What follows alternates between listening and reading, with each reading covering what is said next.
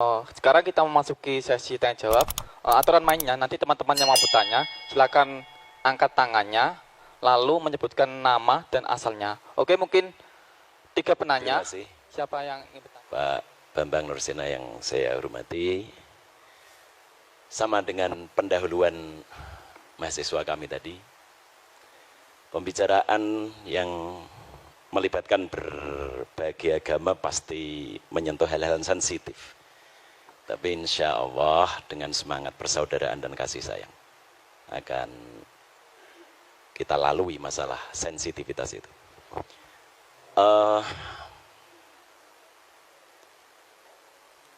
Injil Barnabas itu kan ditolak oleh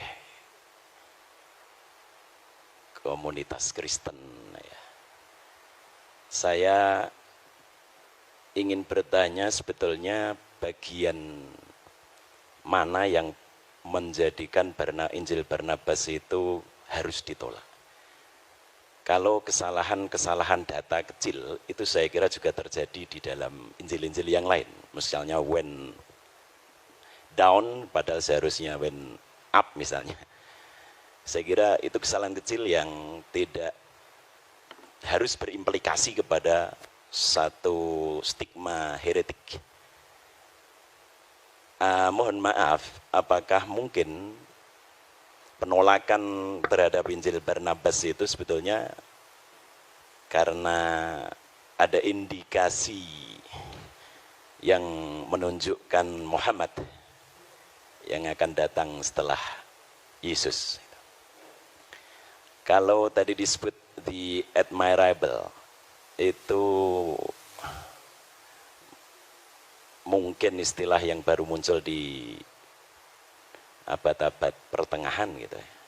Tapi saya pernah membaca juga bahwa dengan makna yang sama tetapi dengan menggunakan kata Yunani, Muhammad itu juga disebutkan gitu, dalam Farekrida atau apa saya lupa itu.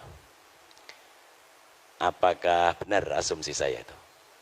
Yang kedua, apa sesungguhnya keberatan yang paling utama umat Kristiani sehingga tidak menerima Muhammad dan meyakini Muhammad sebagai nabi sebagaimana Yesus dan Musa alaihi wassalatu wassalam. Dan yang ketiga, terakhir, bagaimanakah sikap saudara-saudara Kristiani terhadap para hermeneut yang pada umumnya berangkat dari gereja, tetapi kemudian tampak sekali usaha mereka untuk membuat Bible diterima oleh modernitas. Banyak sekali yang berusaha menyuwun sewu, misalnya kalau tidak salah Emilio Betti, kemudian yang ingin tanda kutip menyelamatkan Bible dari irasionalitas begitu. Dan ini dari kalangan gereja sendiri. Misalnya banyak hal-hal yang mereka anggap mitologis sekali yang tidak mungkin bisa diterima oleh nalar modern. Sehingga harus ada upaya demitologisasi misalnya terhadap Bible itu. Nah, bagaimana? Apakah pandangan-pandangan para hermeneut yang kritis tersebut juga menjadi mainstream di dalam dalam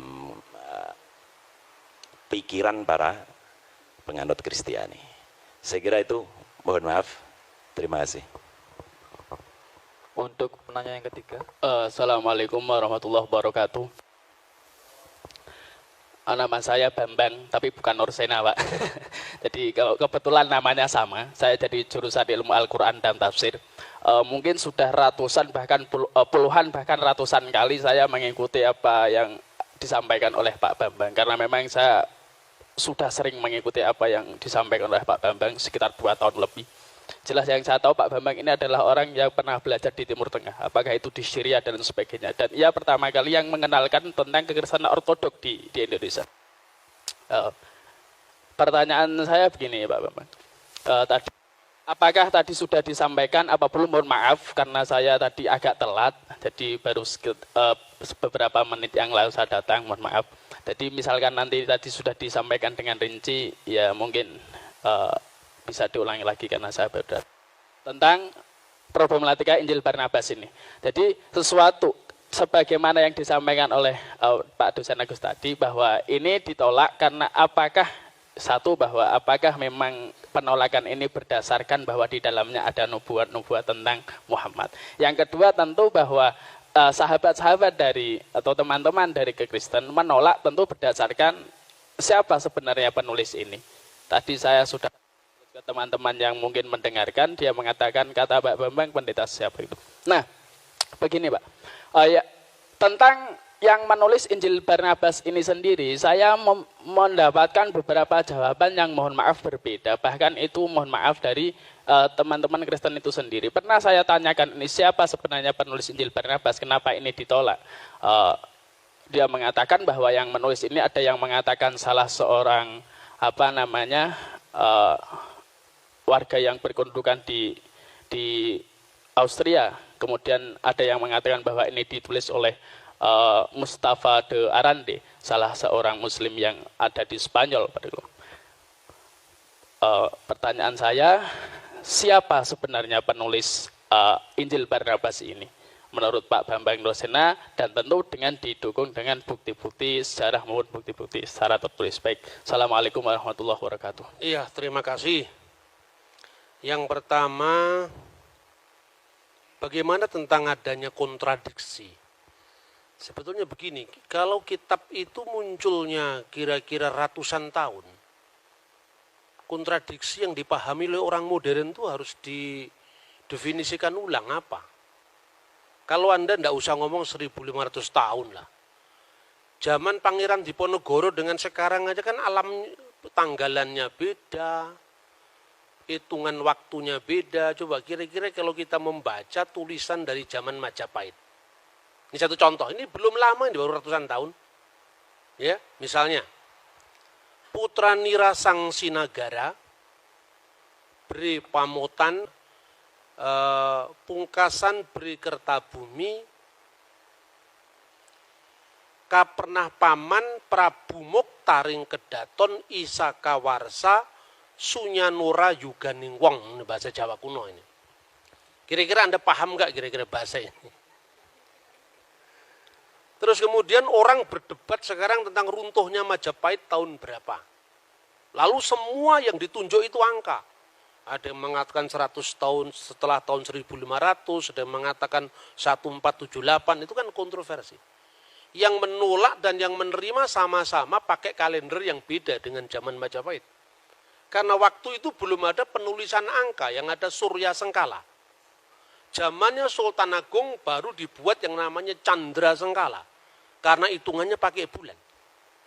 Lah ini belum sampai 1000 tahun, masih 600-an tahun, kita kontroversinya sudah seperti itu. Apa ini bertentangan? 1400 apa 1478 Pak? Angkanya 1400, cara bacanya pakai Surya Sengkala, sunya 0 juga, sunya nora 0 juga, 4 wong 1, diwoco malik terbalik 1400.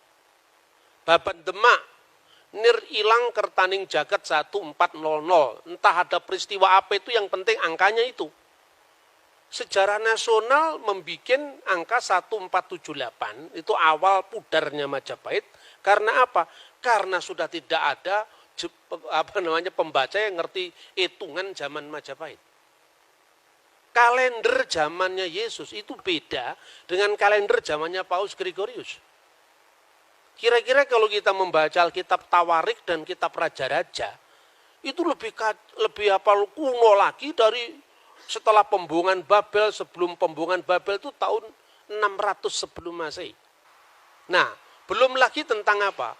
Beda-bedanya pertama sistem kalender. Kedua, zaman Nabi Musa. Itu kan ditulis kira-kira tahun 1300-an sekian. Belum ada bulan namanya bulan Nisan. Bulan Nisan itu dikenal setelah periode kitab suci ditulis setelah pembuangan Babel. Karena dari kata Nisanu, musim semi. Sebelumnya itu namanya Etanim. Lah ini beda. Paskahnya di kitab Tawarik kok Etanim. Di kitab nabi-nabi kok Nisan. Lah Etanim itu ya Nisan, sama Anda ngomong akad dengan minggu. Gitu loh kira-kira. Ini mudah sekali dijawab. Banyak orang yang kurang membaca ada yang mengatakan begitu. Karena apa? Kitab suci yang ditulis ribuan tahun yang lalu dipahami menurut logika zaman sekarang. Saya berikan contoh, jangankan kitab suci. Zaman kerajaan Sriwijaya aja beda kok. Belum lagi kompleksitas perjanjian baru. Karena di perjanjian baru, ketika gereja ada di Yerusalem, kalendernya pakai kalender Ibrani. Ketika gereja melangkah ke Antioquia, mulailah muncul gereja ortodoks Syria, ke Mesir mulai Koptik muncul. Kalendernya apa? Beda-beda lagi. Orang Koptik mulai kalender Anno Martiri dihitung mulai peredaran bintang Sirius. Tetapi orang Yerusalem kuno memakai kalender Ibrani yang disebut kalender seperti Islam, Anno Hijriah itu, pakai peredaran bulan. Ketika tanggal itu dikonversikan ke dalam teks yang lain, harus ada penyesuaian. Seorang lahir tanggal 27 bulan Zulkaizah tahun 1383 misalnya. Ayo masihnya berapa? Ngitung Natal saya bisa hitung kepada Anda. Sampai detail saya bisa ngitung. Karena apa? Saya belajar kekristenan dari sumber aslinya, sumber primer. Saya tidak menafikan orang barat yang belajar kitab suci. Tetapi rata-rata yang mereka baca itu sumber sekunder. Jadi misalnya Natal dituduh kelahiran Dewa Matahari. Lalu sedangkan Natal itu sudah ditentukan di Mesir tahun 189 kok. Kalender penyembahan Dewa Matahari baru tahun 274 zamannya Aurelius.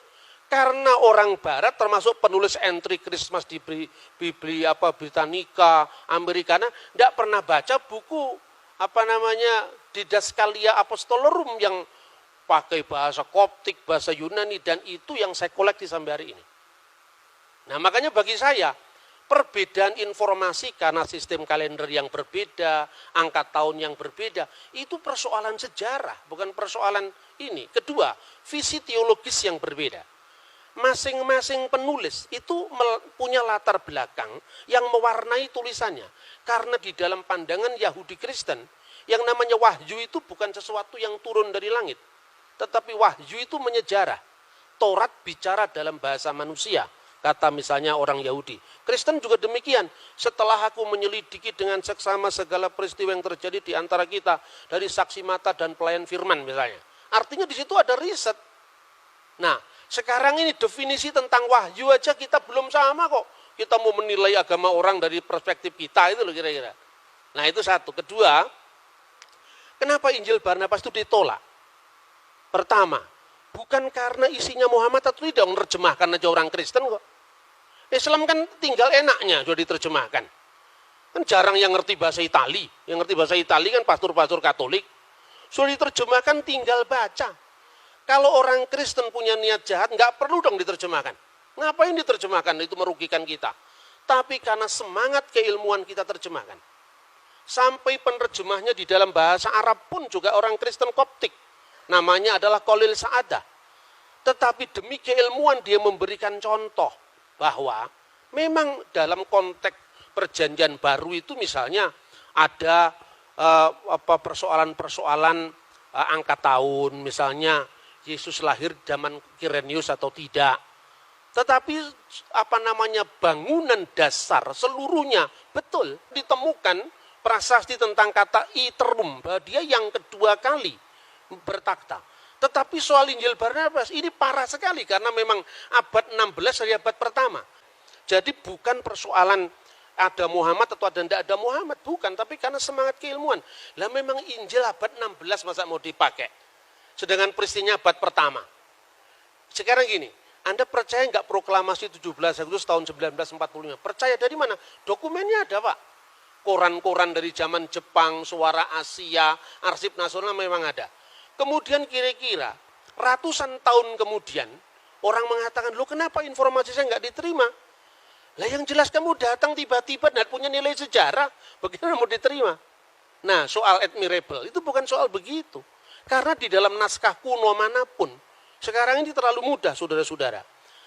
Ada teman-teman yang mengartikan parakletos itu dengan periklitos yang terpuji, admirable. Tidak ada naskah manapun yang eksis dari 5.780 naskah. Semuanya berbunyi sama. Hode parakletos tu penefma tu agion hupemsei dan seterusnya.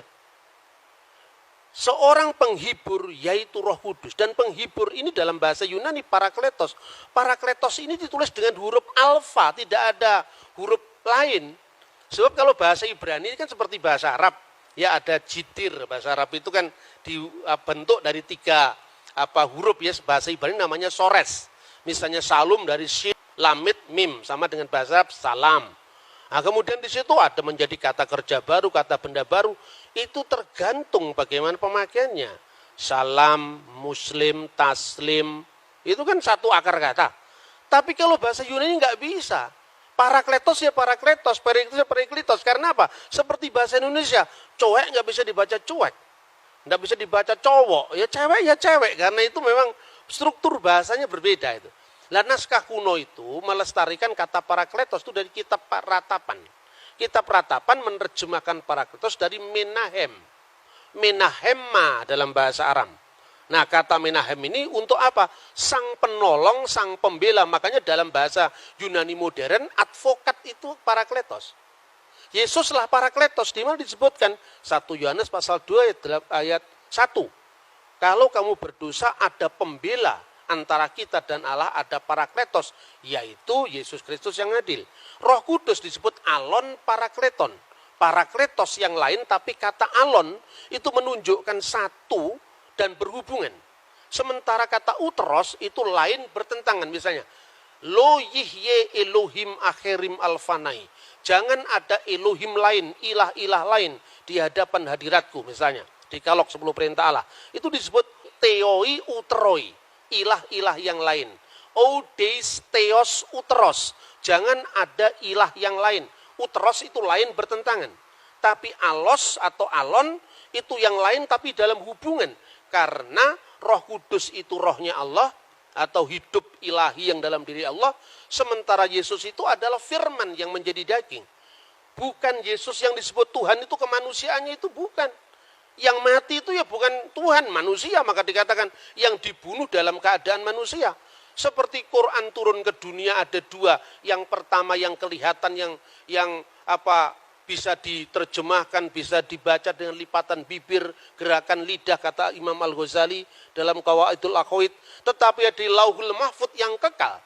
Yang kekal dan yang temporal. Begitu juga ketika firman menjadi manusia, ada dimensi kekal dan dimensi temporal. Gitu lah. Dan itulah yang disebut alon parakletos dan alos parakletos. Seorang bapak gereja dari gereja Syria Timur, namanya Timotius Al-Awal. Dia mengatakan, seorang Kristen boleh saja mengatakan Muhammad berada di jalan para nabi. Tapi kenapa kita tidak langsung mengatakan Muhammad itu nabi? Lah karena sudah tutup, tidak ada kesempatan lagi. Sama dengan orang Islam mengatakan Muhammad kataman nabiin. Lah kalau ada nabi setelah Muhammad kira-kira bagaimana? Kesulitan karena apa? Secara moralitas itu universal. Baik itu baik sekalipun tidak terjadi di wilayah kita. Tapi kita tidak terlalu berambisi untuk harus mensinkronkan teologinya. Karena apa? Karena definisinya aja belum sejalan. Bagaimana kita memaksakan teologinya? Saya contoh, rasul dalam iman Kristen dan Islam itu beda maknanya. Rasul dalam Kristen itu berasal dari kata Ibrani seliah. Artinya apa? Seorang yang punya otoritas mewakili umat. Jauh dari perbedaan seorang nabi menerima wahyu dan tidak wajib menyampaikan kepada umatnya, seorang rasul menerima wahyu wajib menyampaikan kepada umatnya. Dan definisi ini dibuat tahun berapa? Sementara kata saliyah sudah berlaku untuk iman Kristen dan Yahudi jauh sebelum Islam lahir. 600 tahun berlalu tentu saja definisi itu ada yang berkembang toh. Nah, artinya di dalam Kristen Ibrahim bukan rasul. Di dalam Yahudi Musa bukan rasul. Tapi Musa adalah nabi, Ibrahim adalah nabi. Rasul hanya ditentukan untuk wakil-wakil kongregasi Yahudi. Makanya disebut Seliyah Hasibur. Jadi Yesus itu imam besar, makanya disebut rasul. Beda dengan definisi rasul yang dipaksakan oleh banyak orang yang berpolemik lintas agama itu gitu loh. Nah, seperti ini selesaikan dulu dong apa definisinya. Jadi artinya kadang-kadang ungkapan yang sama dimaknai berbeda, tapi ungkapan yang berbeda ide iman yang beda diungkapkan dalam bahasa yang sama itu loh misalnya. Kemudian keberatan apa? Tidak ada keberatan kalau memang teksnya memenuhi syarat, kan tidak memenuhi syarat. Memang teksnya ya sekarang ini loh. Ada problematik perjanjian baru ya. Tetapi bahwa perjanjian baru ketika Yesus itu lahir, kaisarnya namanya Tiberius, penguasa Yudea namanya Herodes, tidak bertentangan dengan fakta sejarah manapun juga. Bacalah Yosefus, bacalah 12 kaisar Roma, semuanya sejalan. Karena apa? Yang nulis memang orang yang sejalan. Yang menjadi wali negeri, Pontius Pilatus, itu katanya Injil Barnabas, ini bukan kesalahan kecil, ini kesalahan fatal. Karena apa? Pilatus itu baru menjadi wali negeri itu pun sementara. Itu setelah pemecatan Herodes Archelaus. Jadi ketika Herodes Agung meninggal, itu kemudian ada 3 orang yang dipilih oleh Kaisar Roma, yaitu Archelaus, Antipas, dan Filipus. Karena Archelaus ini ambisinya terlalu tinggi untuk menguasai kota suci waktu itu, tanah Israel waktu itu, dipecat. Sensus yang pertama ditulis Injil Lukas masa Kirenius itu sensus Pax Romana, kesatuan Romawi. Sensus yang kedua juga ditulis di dalam Kisah Kira Rasul pasal 5. Itu sensus untuk apa? Melacak sisa-sisa pengaruh kejahatan Archelaus. Dalam rangka menyelamatkan jajahannya Roma, maka kemudian Kaisar Tiberius mengangkat Pilatus. Dan itu tidak hanya ditutup perjanjian baru. Untuk mengatakan seperti itu, tidak usah dibaca perjanjian, tutup saja Injil. Baca Yosefus, itu clear sejarah itu. Lah Injil Barnabas satu pun nggak ada yang masuk itu. Bagaimana tahun Yobel dikatakan 100 tahun itu kebangetan itu. Ada orang yang masih membela dengan nada yang sangat apologetik. Mungkin kata 100 itu karena kaburnya antara huruf L dengan huruf C. Kalau L itu hanya 50, terus ditulis itu C itu. Dia aslinya di sini cento. Kan orang bisa lihat tuh aslinya. Makanya saya anjurkan untuk mahasiswa, belilah sumber primer. Kenapa ada banyak orang yang membaca Injil Barnabas berbeda-beda? Karena tidak punya bukunya ini. Makanya dia terus bikin spekulasi yang macam-macam. Misalnya dia Mustafa de Arandi. Saya pastikan yang namanya penulis Injil Barnabas itu Fra Marino. Karena apa? Pertama, fakta bahwa pada waktu itu politik inkuisisi gereja menelan banyak korban. Dan korban pemaksaan agama itu orang Muslim dan orang Yahudi. Dari Marano dan Morisco. Kemungkinan yang namanya Fra Marino itu korban inkuisisi. Lalu melampiaskan dendamnya di masa permusuhan umat beragama zaman abad pertengahan itu menulis Injil Barnabas. Cuman karena dia belajar sejarahnya tidak komplit. Makanya terlalu bersemangat nulis Injil sampai 222 pasal. Maka saya katakan ini the gospel of Gregetan. Ya kan? Tidak ada dalam sejarah Injil sampai 200 pasal itu tidak ada kalau bukan orang marah. Nah itu yang pertama. Kedua, catatan-catatan pinggir itu tidak mungkin dilakukan oleh orang lain. Karena apa? Periksa uji karbon dari teks itu kan masih sangat baru. Wong teks dari abad pertama aja bisa ditentukan. Misalnya, Papyrus 52, itu yang dikenal John Ryland Papyrus. Isinya hampir separuh dari Injil Yohanes. Dulu abad lalu, orang baru periksa uji karbon itu baru menentukan abad. Sekarang udah ketinggalan. Teknologi terbaru, periksa uji karbon itu hanya bisa berjarak puluhan bahkan tahunan saja. Maka sekarang uji karbon terbaru, P52 itu asalnya dari tahun 115 Masehi. Yohanes anak Zebedius menulis Injilnya tahun 90. Karena menurut catatan Bapak Gereja kuno, misalnya Papias. Papias itu siapa? Muridnya Yohanes langsung. Polikarpus, muridnya Yohanes langsung. Kalau di Islam ini seperti tradisi sanat itu loh. Itu di gereja ortodoks dipertahankan. Kenapa orang-orang Protestan itu tidak paham itu? Karena dia terlalu baru, zaman VOC baru muncul. Akibatnya apa? Karena kekurangan data primer tadi, dia melakukan eksperimen-eksperimen yang terlalu jauh mengambil kesimpulan. Misalnya Natal, perayaan Dewa Matahari itu baru dipersoalkan tahun berapa? Tahun 1700 sekian itu, zamannya Paul Ernest Jablonski. Terus kemudian diikuti oleh orang Katolik dan dibenedikkan. Karena apa? Mentalitas orang Katolik itu minder sama Protestan. Nah itu loh kira-kira. Itu bisa dilacak dengan sumber-sumber primer langsung. Kemudian bagaimana sikap saudara Kristen terhadap para seket gereja yang mengatakan bahwa ternyata Bible tidak tahan dengan teks-teks modern, itu suara abad lalu itu. Sekarang udah ketinggalan kereta. Sekarang kenapa saya bilang begitu? Sekarang gini, jujur saja lah. Penemuan arkeologi itu dari mana awalnya? Dari gereja. Penemuan arkeologi Timur Tengah itu diawali dari namanya Rosetta Stone. Tahun 1795 itu dimulai ketika Napoleon Bonaparte menduduki tanah Mesir.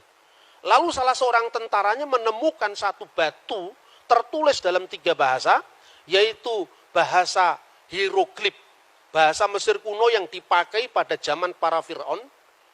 Kemudian bahasa demotik, bahasa Mesir kuno dipakai di antara demos, rakyat, dan bahasa Yunani. Adalah seorang Perancis Katolik, di agamanya masih muda, umur belasan tahun, sudah menguasai 4 bahasa kuno. Ibrani, Yunani, Latin, Aramaik. Ketika dia mendapat pengumuman dari zaman Napoleon, siapa yang mau ikut ekspedisi arkeologi ke Mesir? Dia datang. Bingung waktu di Mesir. Apa yang dia lakukan? Dia tanya, komunitas terkuno dari gereja ini, dari Mesir ini apa? Islam? Bukan. Baru abad ke-7. Kristen Ortodok Yunani juga tidak. Kristen Koptik Ortodok. Nah, untuk dia bisa komunikasi dengan orang setempat, dia pakai bahasa Arab. Lalu masuk gereja, bingung dia. Wah, ini ada liturginya kok selain bahasa Arab, ada bahasa Yunani, ada bahasa Mesir kuno.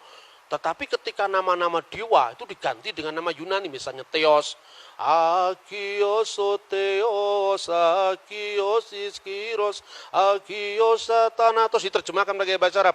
Kudusullah, Kudusul Qawi, Kudusul Ladzi la yamut, irhamna.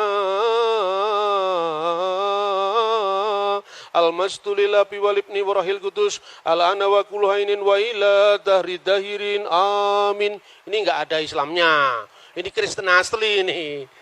Itu, apa artinya itu? Wah, ini berarti ada bahasa-bahasa kuno yang dipakai di sini. Ya, gimana kami bisa belajar?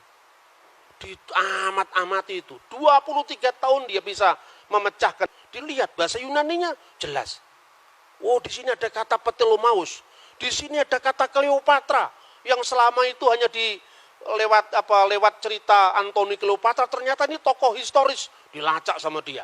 Terus ada tulisan dalam bentuk huruf, dalam bentuk tanda gambar seperti matahari. Jangan-jangan ini matahari ini.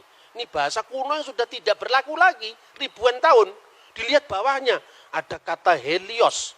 Ini matahari, jangan-jangan matahari. Dia datang ke gereja kuno itu, tanya, kamu punya Alkitab selain bahasa Arab, bahasa apa? Yunani. Selain bahasa Yunani, bahasa Koptik. Apa itu bahasa Koptik? Bahasa zaman Fir'aun.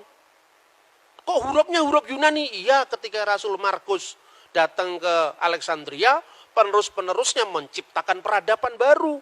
Makanya menciptakan huruf baru. Kayak orang Jawa sekarang, Anda lihat itu orang Arab suruh baca Arab Pegon kan tidak ngerti. Itu produk lokal karena itu menunjukkan bahwa bangsa kita bangsa besar. Sampai bisa bikin tulisan Arab Pegon. Begitu juga di sana. Dilihat ternyata, kamu tanya bahasa Koptik, iya. Bagimu akan ada matahari yang tidak pernah tenggelam. Bahasa Koptiknya apa? Oh, bahasa Koptiknya adalah on. Bahasa Koptiknya adalah ra. Ada 2 kata, ra dan on.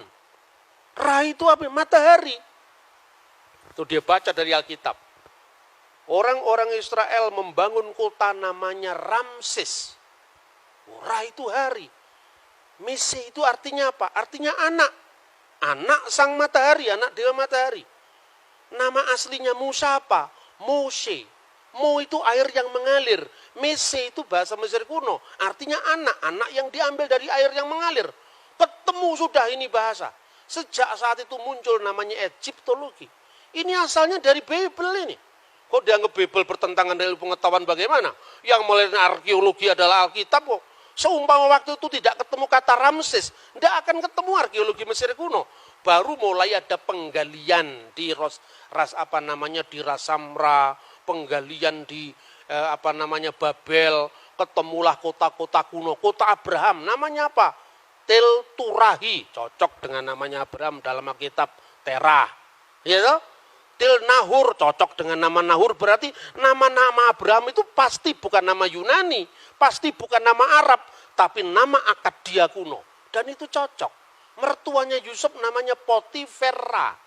Poti itu yang dipersembahkan Vera kepada Ra, matahari.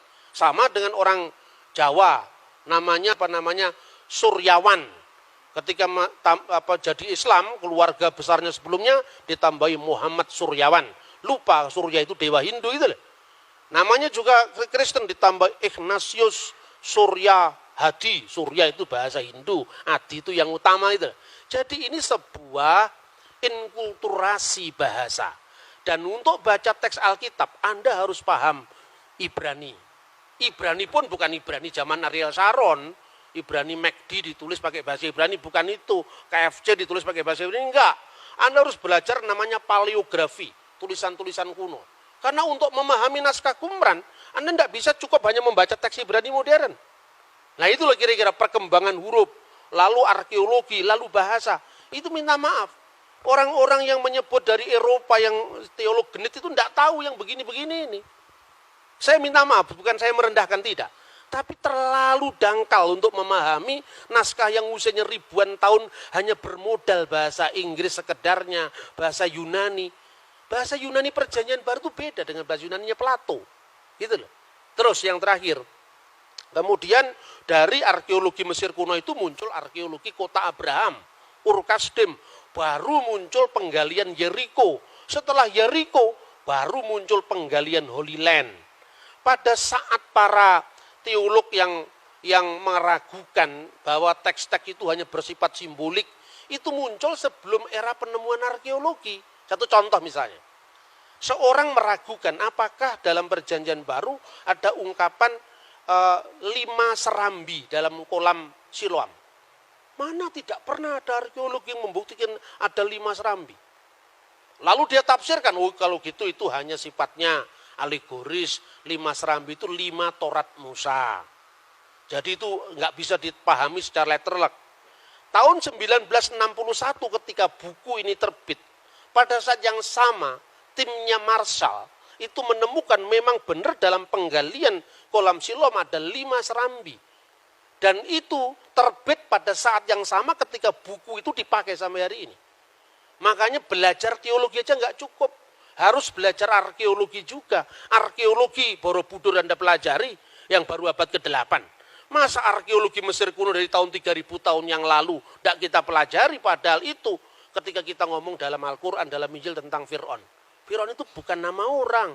Fir'aun itu paraoh artinya. Itu tiang besar. Dan di mana itu sebutan paraoh itu mulai?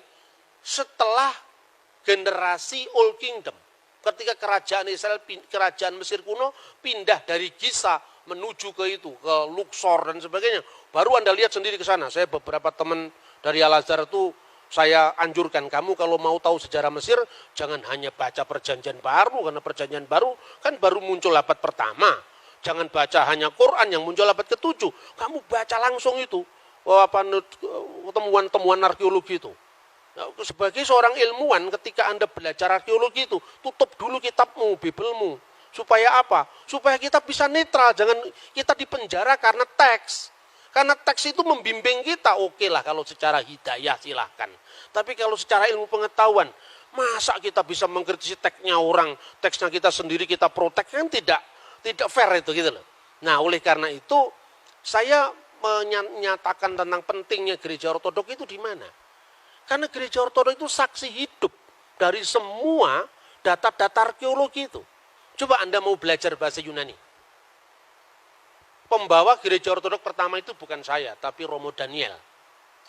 Nah kemudian generasi setelah Romo Daniel itu kan menekankan aspek tentang liturgi gereja, sejarah gereja. Saya tidak bisa hanya begitu. Karena apa? Ketika saya masuk dalam salah satu gereja ortodok saja, berarti saya menutup akses informasi saya untuk ortodok yang lain.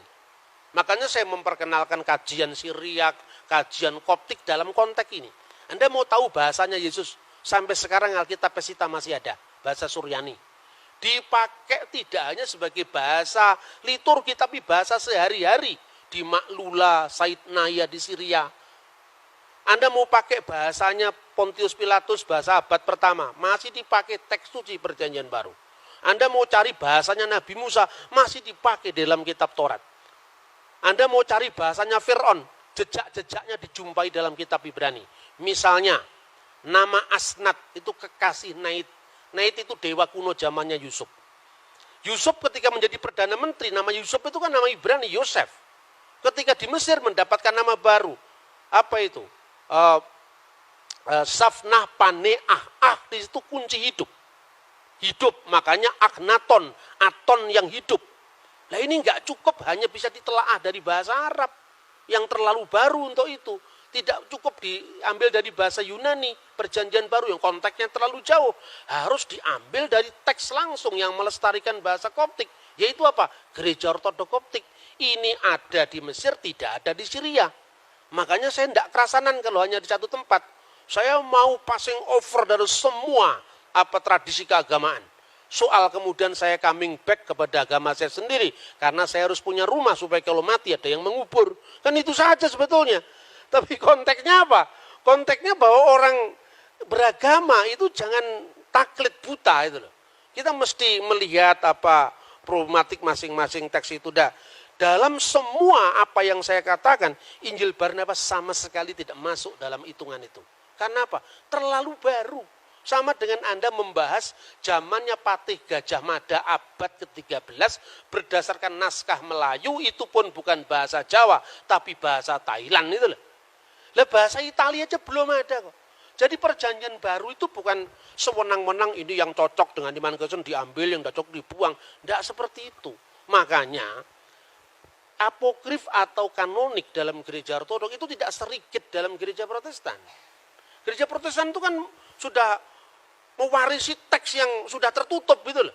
Lalu di gereja Ortodok kan tidak, misalnya kisah tentang Bunda Maria dipelihara di Bait Allah oleh Zakaria. Yang itu ada di dalam Quran, ya kan? Tetapi dalam Alkitab kan sebenarnya tidak ada, implisit ada, tapi tidak ada. Itu ada dalam dokumen gereja Synaxarion yang diabadikan dalam buku yang namanya Protevangelium Yakobi. Bagi orang gereja Ortodok tertentu, ini kitab apokrif, ya. Tapi karena kitab apokrif ini ditulisnya paling dekat dengan peristiwa, tidak peduli, diambil. Diambil untuk apa? Mengisi kekosongan sejarah. Tapi normanya tetap yang kanonik gitu loh. Jadi apokrif kanonik itu bukan sesuatu yang batas hitam putih, enggak. Apalagi kalau hanya sekedar ini menguntungkan iman itu, tidak ada pertimbangan semacam itu. Contoh lain misalnya, di dalam ajaran Katolik dan Ortodok sebetulnya kitab yang disebut dengan Biblia Hebraika itu kan sebetulnya warisan dari Yahudi Yamnia.